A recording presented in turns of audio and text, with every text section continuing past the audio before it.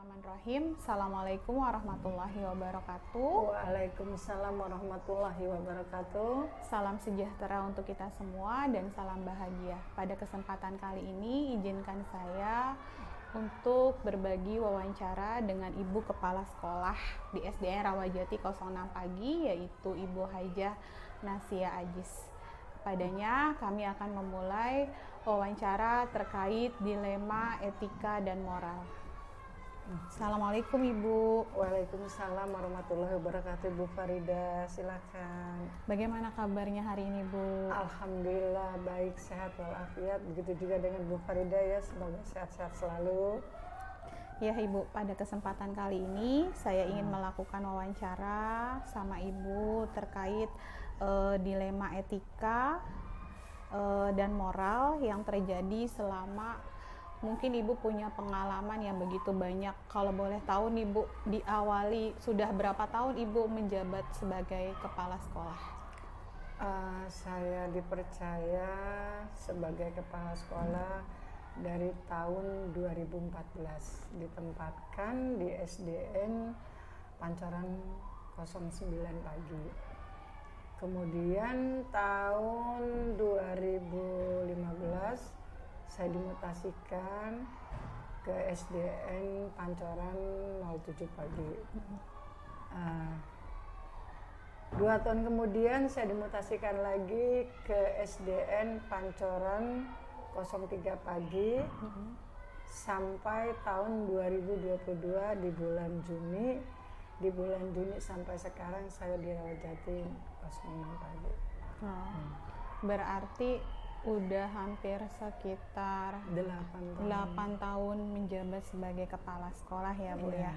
Pastinya banyak pengalaman ya Bu ya dalam prosesnya ya Bu ya. Ya, ada pengalaman-pengalaman dari sekolah satu ke sekolah yang satu, ada pengalaman.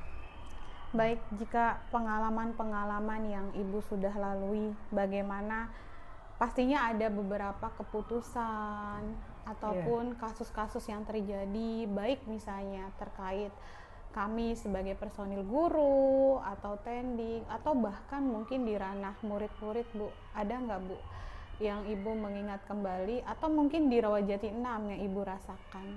Boleh diceritakan Ibu? Kalau di Rawajati 6 kan saya baru sekitar 4 bulan ya, hampir 4 bulan. Belum banyak yang bisa saya ceritakan, tapi paling tidak sedikit ada ya. Ketika saya masuk ke Rawajati 06 ini kan niat saya ingin bekerja dengan yang baik, memperbaiki sekolah yang sudah baik supaya lebih baik lagi. Untuk apa? Untuk prestasinya, baik itu prestasi siswa maupun prestasi guru-guru, seperti itu. Nah, selama ini, selama 4 bulan saya di Rawajati 06, untuk prestasi siswa belum ada ya, karena kan memang belum ikut lomba-lomba. Kalau prestasi gurunya, saya lihat sih sudah sedikit ada peningkatan, mulai dari saya di sini.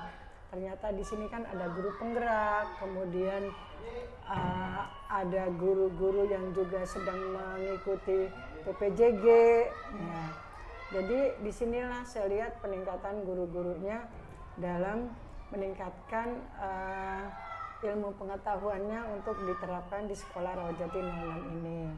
Di samping itu juga kan kita ada kurikulum baru ya, kurikulum Merdeka. Iya, jadi guru-gurunya di sini pun mengalami pelatihan, maksudnya pelatihan yang akan diterapkan di kelas-kelas. Jadi bagaimana nih caranya supaya nanti pembelajarannya lebih baik lagi dan sesuai dengan kurikulum yang baru ini, kurikulum Merdeka ini. Nah, disitulah tantangan saya untuk memotivasi guru-guru untuk lebih maju lagi, lebih giat dalam mengikuti pelatihan-pelatihan yang diadakan baik itu oleh pemerintah maupun oleh swasta. Ya.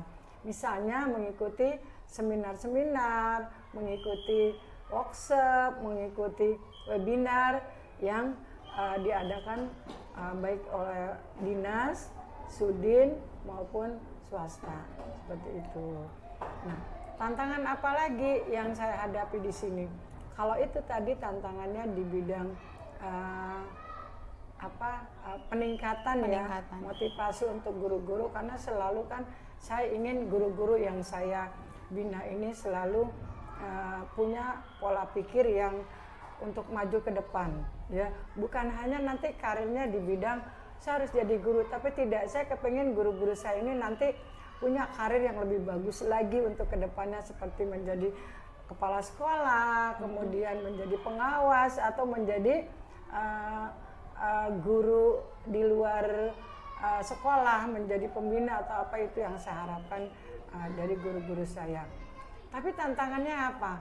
Tantangannya di sini ada guru-guru yang dalam hal ini apabila diminta saya untuk mengikuti pelatihan-pelatihan yang berhubungan dengan kegiatan belajar mengajar di sekolah, atau berhubungan dengan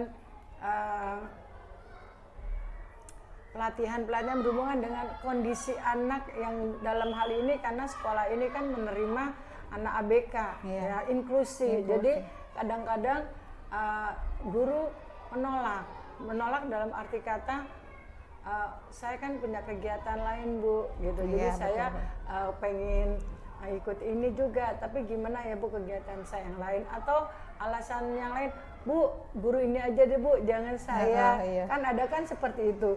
Nah inilah tantangan saya, bagaimana nih saya bisa mengajak guru ini supaya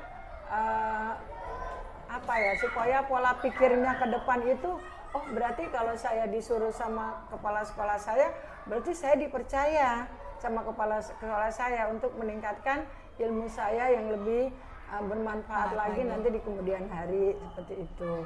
Betul. Itu kalau untuk jadi itu tadi ulang ya. Udah nggak apa-apa Bu, saya lanjut. Dan nanti dimati-matiin aja ya. Jadi itu tantangan untuk kedepannya untuk guru-guru ya, seperti itu. Nah, apalagi nih tantangan saya dalam hal ini? Tantangan saya dalam ini selain tadi untuk meningkatkan kompetisi guru-guru ya, satu yaitu untuk mendisiplinkan guru-guru di sini. Maksud saya begini Bu Farida, saya sudah memberi contoh untuk mendisiplinkan guru-guru ini. Saya beri contoh ya, contoh seperti apa? Saya datang pagi-pagi. Kenapa? Karena kan absen kita tuh dari jam 6.30 sampai jam 3. Saya datang pagi, sebelum siswa datang tentu saja guru sudah ada yang datang ya. Baik itu guru piket maupun guru kelas, itu sebenarnya kalau kita absen jam 6.30, jam 6 pun kita sudah harus ada di sekolah. Jaga-jaga supaya nanti ada anak yang datang, apalagi kan sekarang masih masa pandemi. Kita harus mengukur suhu, harus memastikan anak pakai masker atau tidak.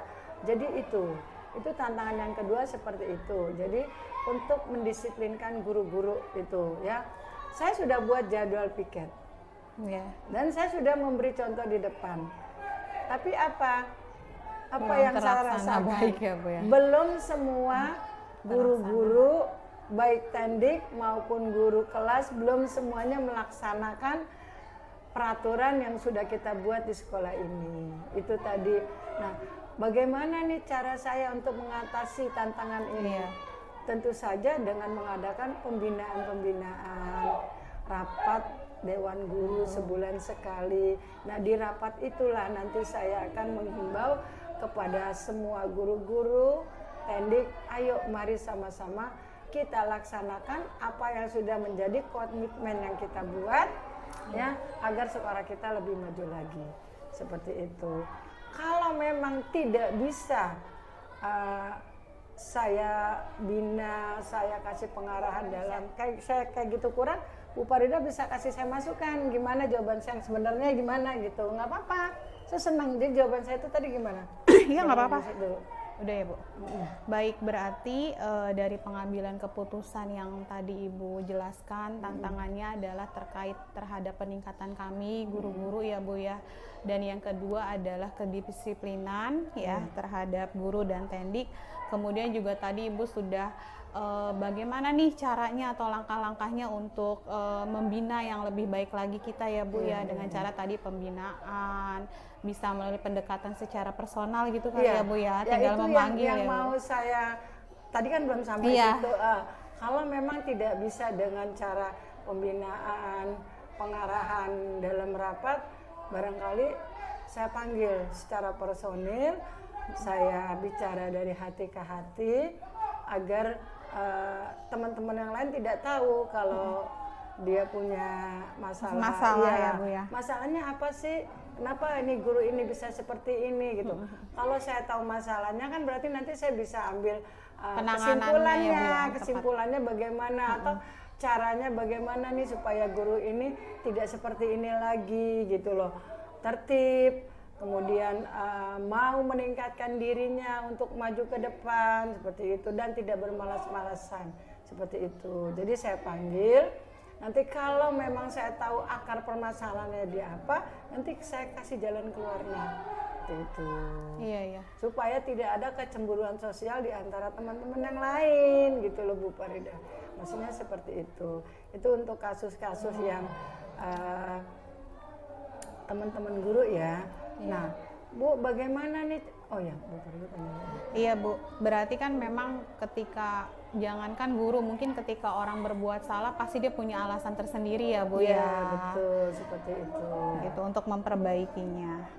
Kemudian hal-hal apa saja Bu selama ini yang tadi ya merupakan tantangan dalam pengambilan keputusan? Ada rasa apa di batin Ibu atau ada gejolak apa ketika harus mengambil sikap gitu? Apa mungkin merasa nggak enak atau bagaimana? Kan pasti ada pertentangan tuh di dalam diri Ibu juga kan? Seperti apa Ibu mengkondisikannya? Ya. Dalam mengambil keputusan biasanya saya selalu ada pertimbangan tidak dari satu sisi, dari satu sisi lain juga. Kalau saya misalnya ambil tindakan ke guru ini seperti ini, ya akibatnya apa seperti itu kan.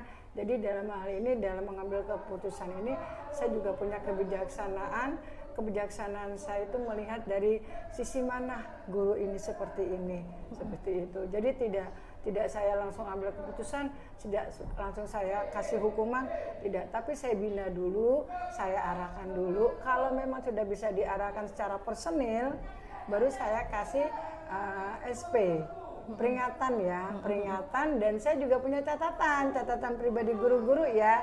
Saya punya catatan, nanti saya kasih peringatan di buku catatan saya, ditandatangani oleh guru tersebut, istilahnya BP lah, saya BP dulu seperti itu. Kalau memang sudah tidak bisa di BP dengan saya, baru nanti saya lapor ke pengawas. Iya. Tapi selama ini kan nggak ada ya Bu, jangan sampai terjadi ya Bu ya. Di Rawajati 06 ini tidak ada guru yang seperti itu, tidak ada. Karena di Rawajati 06 ini ketika saya datang ke sini, gurunya sudah baik-baik semua, sudah pintar-pintar semua, dan yang paling saya suka di sini adalah guru-gurunya selalu mau meningkatkan dirinya dalam hal-hal ilmu pengetahuan atau dalam hal-hal yang memang untuk kedepannya dibutuhkan. Seperti misalnya pelatihan-pelatihan yang diikuti untuk menunjang pembelajaran di kelas dan juga menunjang karir mereka mungkin nanti yang akan datang, untuk meningkatkan itu semua. Karena apa? Karena dari pelatihan-pelatihan itu, dari workshop, dari webinar itu kan tentu saja ada sertifikatnya. Nah, sertifikatnya inilah nanti yang akan dibutuhkan pada saat kenaikan golongan. Jadi motivasi guru-guru mengikuti pelatihan-pelatihan itu pun ada. Bukan hanya ada, maksudnya ada lebih dari satu ya, bukan hanya untuk menambah ilmu pengetahuan saja, bukan hanya untuk menambah wawasan atau ilmu yang akan diajarkan ke siswa-siswa, tapi juga satu harapan mereka bahwa sertifikat itu nanti bisa digunakan untuk kenaikan jenjang karirnya ya. Dan juga ya jenjang karirnya itu. Seperti itu.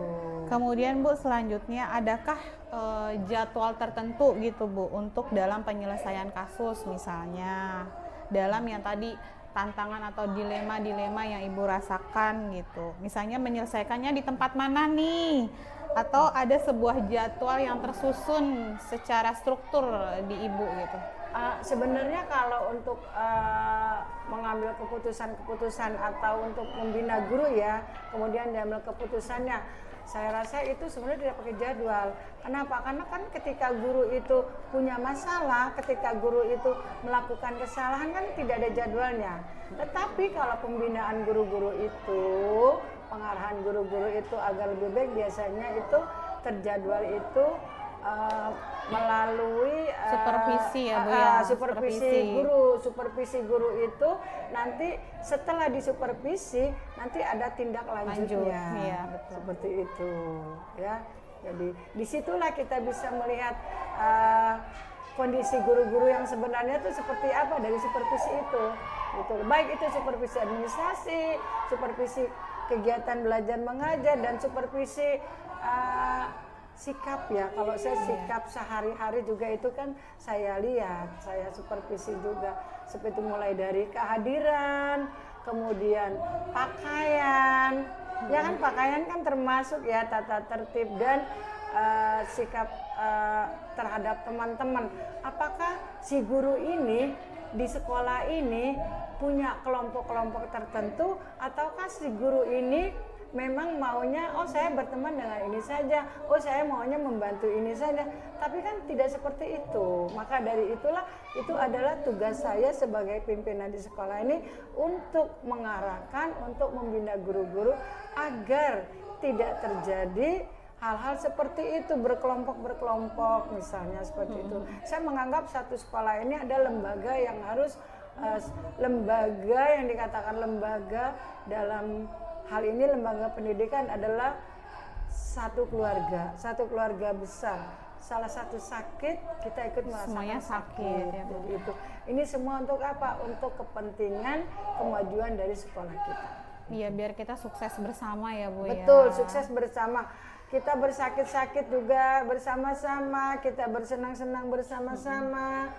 Ada masalah pun kita tangani bersama. Sama-sama. Seperti itu.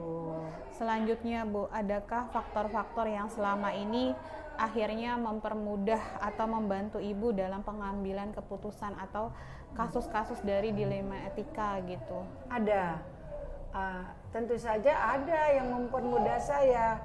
Apa yang mempermudah saya adalah kesediaan teman-teman guru membantu saya dalam mengarahkan saya, Bu, karena saya baru di sini, jadi saya bertanya kepada teman-teman guru, kira-kira kalau guru ini seperti apa, kalau guru ini seperti menjadi apa. Bahan pertimbangan ya Bu ya. Setelah saya tahu, dan tidak hanya satu orang, jadi dari beberapa teman-teman guru saya tanya, ini seperti apa ya, guru seperti apa. Nanti kalau saya tahu latar belakang mereka, saya bisa mengambil keputusan dengan bijaksana. Tentu saja keputusan saya ini juga saya minta pertimbangan dengan guru-guru yang sudah lebih senior, seperti itu. Baik, selanjutnya pertanyaan terakhir nih Bu, dari semua hal yang Ibu sampaikan, sebenarnya pembelajaran apa yang Ibu petik dari pengalaman yang selama Ibu menjadi seorang pemimpin dalam pengambilan keputusan dari dilema etika ini? Pengalamannya itu sih sulit mengambil keputusan, karena kalau kita sudah mengambil keputusan itu kan nanti pasti ada efeknya ya. Iya, ada dampaknya. Pasti ada dampaknya dari keputusan itu. Ya itulah yang saya takutkan ketika saya mengambil keputusan, gurunya atau seseorang ini tidak menerima dengan keputusan saya, tentu saja kan ada sedikit gejolak ya, antara betul. Saya dan guru. Pasti ada, apakah itu ada jarak, apakah itu ada sedikit di belakang sedikit yang kekurang nyamanan antara saya dan guru.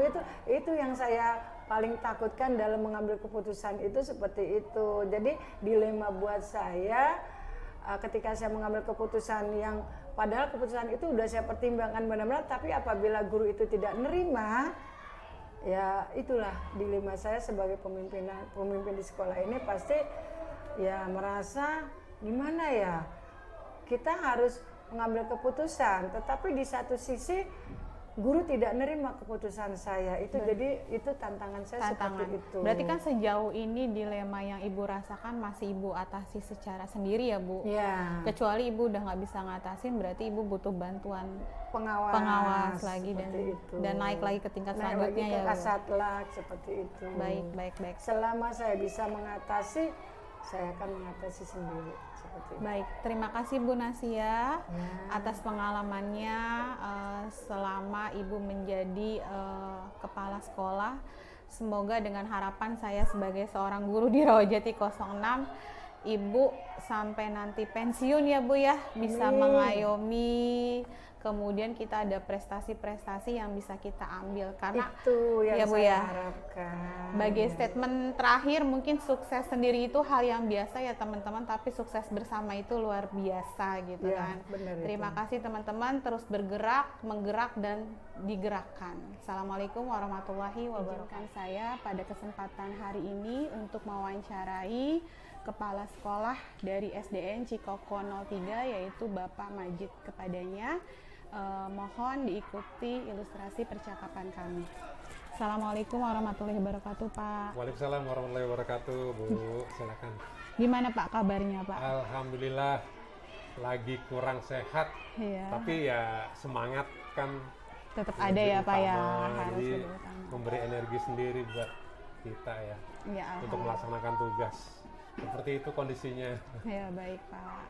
Mohon izin ya Pak ya, pada kesempatan hari ini saya ingin mewawancarai terkait dilema etika di sekolah SDN Cikoko 03. Sebagai pengantar nih Pak, selama Bapak menjabat sebagai kepala sekolah, kalau boleh tahu sudah berapa lama Pak? Alhamdulillah sih sudah hampir 9 tahun ya. 9 tahun. Iya, udah 3 tempat.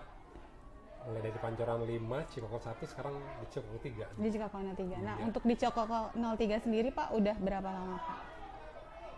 Jalan 2 tahun setengah. Oh, jalan 2 tahun setengah. Pastinya selama proses ke belakang mungkin ada tantangan ya Pak ya, yang Bapak lalui gitu kan? Alhamdulillah tantangannya agak sedikit. Karena kan kita pandemi 2 tahun. Oh iya betul ya Pak ya. Tantangannya berarti ya selama ini di PJJ biasanya. Biasanya ya Pak ya. Iya. Mungkin selanjutnya adalah bagaimana Bapak sendiri sebagai kepala sekolah untuk mengidentifikasi kasus-kasus atau dilema etika atau bujukan moral yang terjadi di Cikoko 03 Pak. Nah, biasanya kami melakukan briefing akhir pekan ya di Jumat itu. Setelah belajar nanti sebelum pulang 1 jam sebelum pulang itu kita briefing, kita tanyakan selama 1 minggu ini ada kasus-kasus apa yang muncul, dan kasus itu ada saja. Iya betul Pak. Dan biasanya ya menyangkut, kalau sekarang lagi ngetrennya bullying ya. Ya betul. Tapi bullyingnya baru mau mengarah ke bullying. Oh ya oke. Nah akhirnya apa, saya berusaha menekankan kepada guru-guru, saya percayakan aja buat guru-guru, jangan sampai bullying yang tadinya kecil menjadi membesar. Setidaknya caranya ya memberi pengertian kepada anak-anak bahwa itu sudah masuk kategori bullying. Oke. Jadi kayak preventif untuk pencegahan ya Pak ya, pencegahan. Kemudian bagaimana Bapak menjalankan pengambilan keputusan di Cikoko 03 dalam kasus-kasus tersebut? Selain briefing ada lagi nggak Pak langkah lain? Ada, kita pasti minta pendapat sama wakil kepala sekolah di bidang kesiswaan. Iya. Ada juga guru-guru yang memang sudah tahu persis kan kasusnya. Iya betul. Kita percayakan, terus ya keputusan itu diambil berdasarkan masukan-masukan juga dari guru-guru dan sebagainya. Oh, jadi setidaknya keputusan kita jangan merugikan lah. Iya betul, merugikan orang banyak ya Pak ya. Seperti itu. Baik. Selanjutnya adalah tadi berarti prosedurnya harus melalui beberapa pertimbangan gitu ya Pak ya, baik dari wakil kepala sekolah ya gitu ya Pak ya.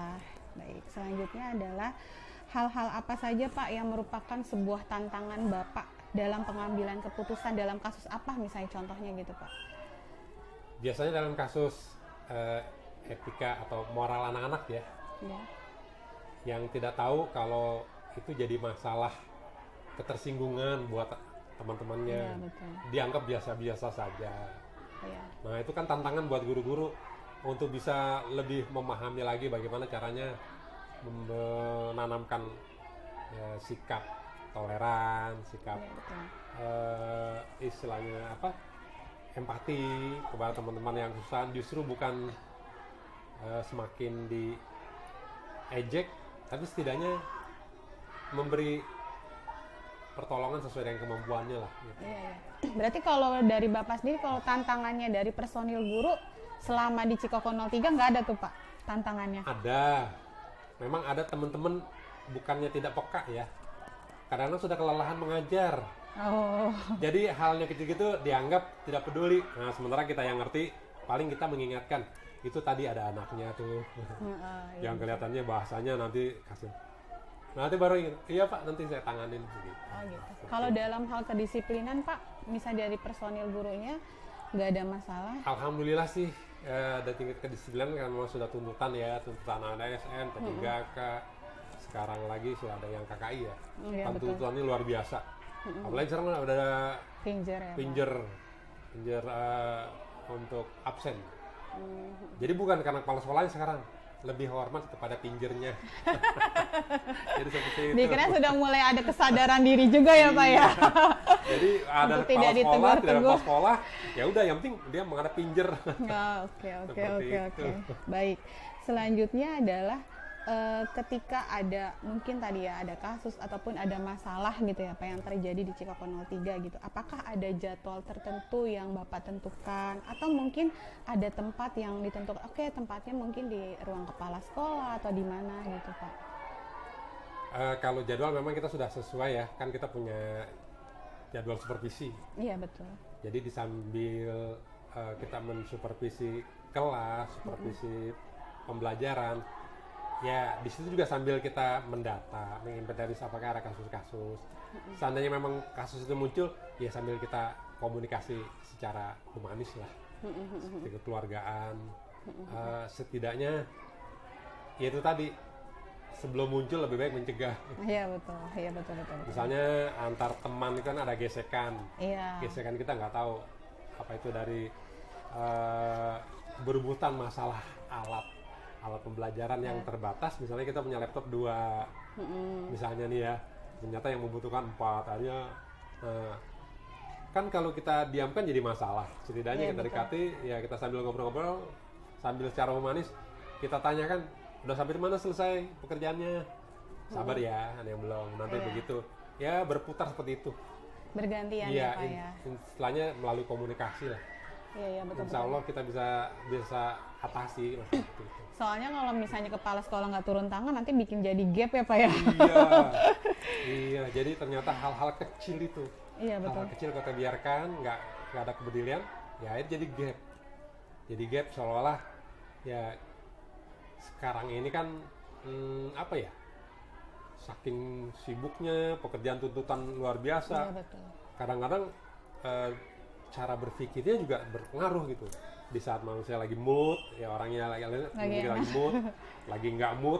Nah, kalau lagi mood mungkin bagus, positive thinking. Iya. Kalau lagi nggak mood, negative thinking. Kita ngobrol biasa-biasa aja, wah nyari muka noh, paham. Baperan ya Pak. Baperan gitu. Iya, Jadi betul. kita upayakan lah situasi kondusif, situasi kekeluargaan hampir di setiap saat.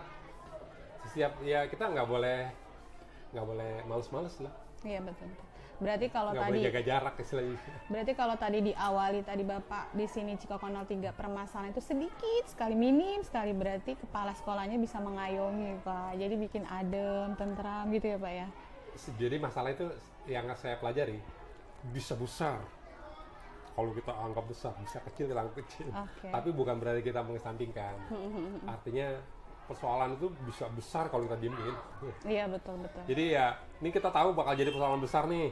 Ya sudah, ya nggak usah panik.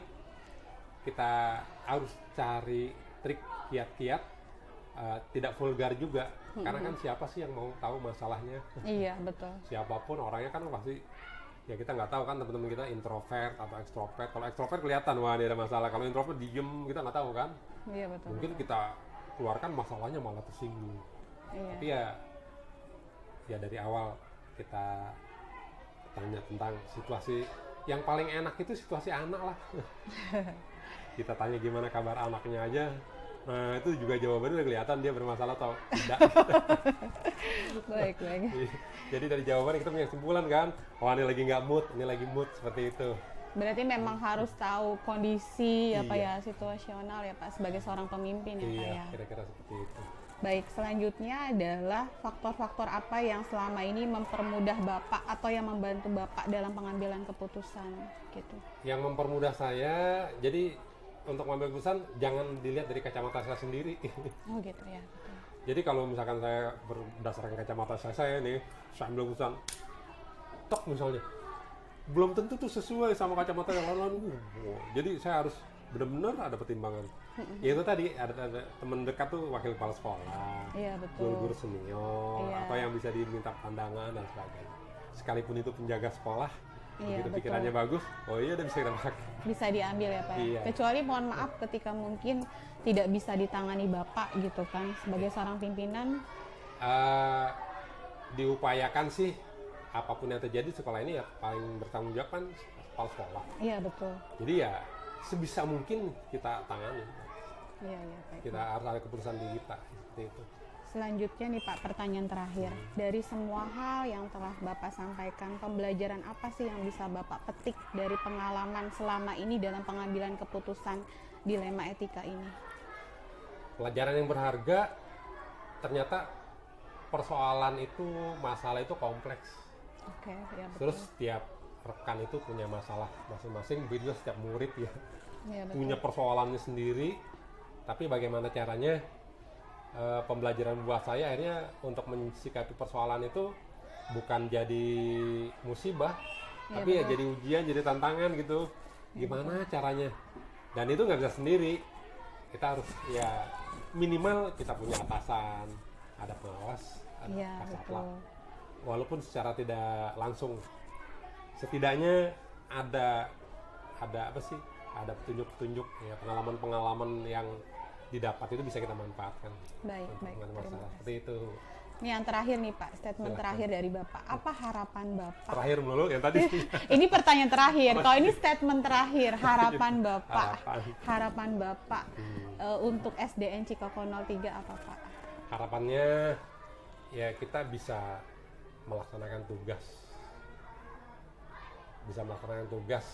Harapan saya pribadi ya, melaksanakan tugas sampai pensiun itu memang dalam keadaan silaturahmi kekeluargaan yang tinggi. Terus juga semua masalah itu jadi tantangan yang bisa diatasi sama guru-guru. Baik. Karena kalau ada persoalan yang bisa diatasi sama guru-guru, berarti itu juga kan suatu kebanggaan kita Iya, juga. betul.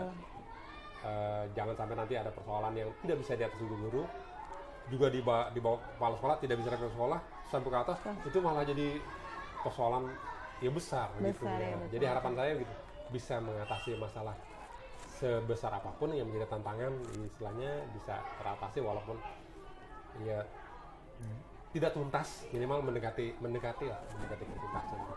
Baik, terima kasih Bapak Sama-sama. Majid Mohon maaf atas ya informasinya. keterangannya kalau ada yang kurang Ya, terima kasih Pak. lengkap, kurang memuaskan. Sudah memberikan pengalaman bagi saya sebagai seorang guru bagaimana seorang kepala sekolah bisa menempatkan posisinya, kemudian memperhatikan anak buahnya, kemudian saat pengambilan keputusan banyak sekali pertimbangan-pertimbangan yang harus masuk, kemudian baru menyimpulkan gitu ya Pak ya.